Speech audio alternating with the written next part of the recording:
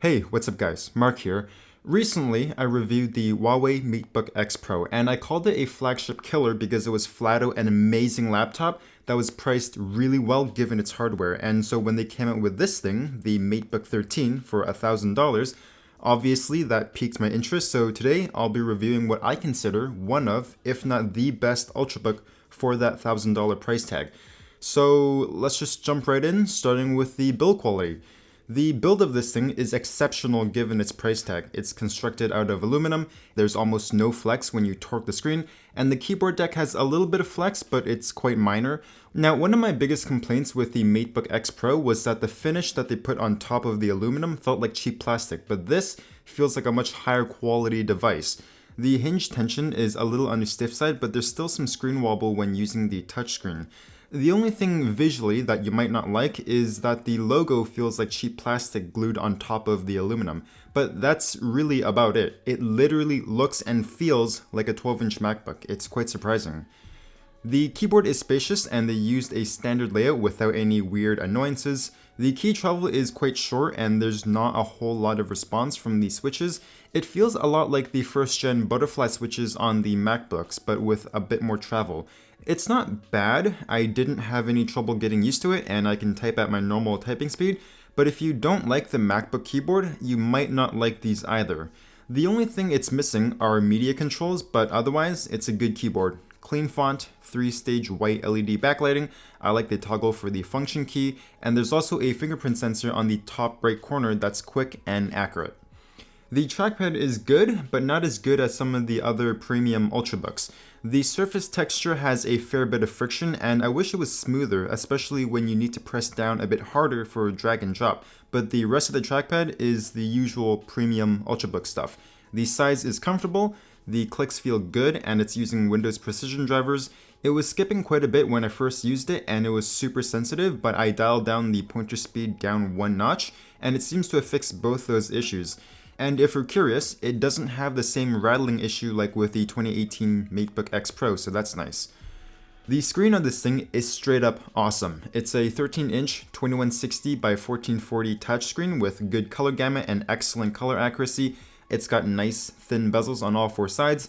The anti-reflective coating does an excellent job at hiding reflections, and I measured it at 325 nits, but it looks like a much brighter screen, probably because of the glossy finish. But either way, there's no other laptop with a screen as good as this for $1,000. They also managed to fit the webcam up in the top bezel this time, which is great for anyone who does a lot of video conferencing. It doesn't support Windows Hello facial recognition though. There's a pair of speakers that fire from the bottom of the laptop, and I really wish it was upward firing because the drivers themselves sound quite good. They're loud, the bass response is decent, but you lose a lot of clarity because they're bouncing the sound off of your desk. It doesn't sound bad, I still think it sounds better than a lot of other laptops, but if you want like amazing laptop speakers, Matebook X Pro sounds a lot better. So this laptop only has two USB-C ports, one on each side, and to make things worse, neither of them support Thunderbolt 3 and charging is limited to the left USB-C port only. It won't work through the right one. The other thing is that DisplayPort is only supported on the right USB-C port, and it's just a really bad time with this thing. Thankfully, they do include this adapter with a bunch of different ports on it, but what you get off the laptop is quite disappointing. To get the bottom panel off, you'll need to rip off the rubber feet, so it's not the easiest thing to upgrade, but once you're in, you can upgrade the SSD and the Wi-Fi card if you're looking to Hackintosh this thing. The RAM is soldered on though, so that's not upgradable. The unit I'm reviewing here is the base model running the i5-8265U. It's got 8 gigs of RAM and a 256 gig Samsung PM981. It's a really fast drive, but I saw this teardown video where the drive was from a different brand that cripples the read speeds at the smaller capacities, so just keep that in mind. This unit was purchased from the Microsoft store, but I can't really guarantee if they're all going to be using Samsung drives. There's an upgraded model with the MX150 graphics, and they also offer 16 gigs of RAM with up to 512 gigs of storage. One cool new feature that they announced with their new laptops is what they call Huawei Share, and it's pretty much like AirDrop. So it allows you to send files between your Huawei phone and laptop using a combination of Bluetooth and Wi-Fi. I don't have a Huawei phone to test this out, but it's a nice bonus if you already own a Huawei phone. They beefed up the cooler as well, so it now uses 2 fans instead of just 1, and the temps are really good. I didn't notice any throttling during my testing. Granted, this is with the base model, so adding in the MX150 would obviously make it run hotter. Fan noise on idle is silent, and under load the fans are still pretty quiet while keeping everything cooled properly. But I noticed that the fans take a really long time to slow back down after a heavy load. Like, I'll throw on a stress test for like 5 minutes, and then we'll spend the next 15 minutes with the fan spinning audibly with nothing running. It's kind of weird.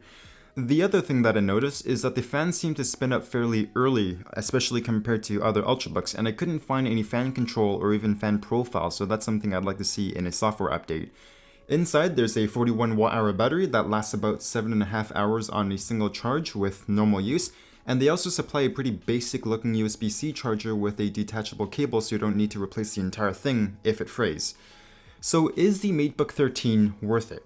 For $1,000 I think this is a really good laptop. The two biggest complaints that I have with this thing are the ports and the trackpad. The trackpad is good, but it's just not smooth, so it doesn't feel great to use, right? But other than that, it comes with a 256 gig drive at the base model, so it's actually a $1,000 laptop. You get a really sharp and bright touchscreen with thin bezels all around. It's one of the best Ultrabook screens I've seen actually, hands down the best for $1,000.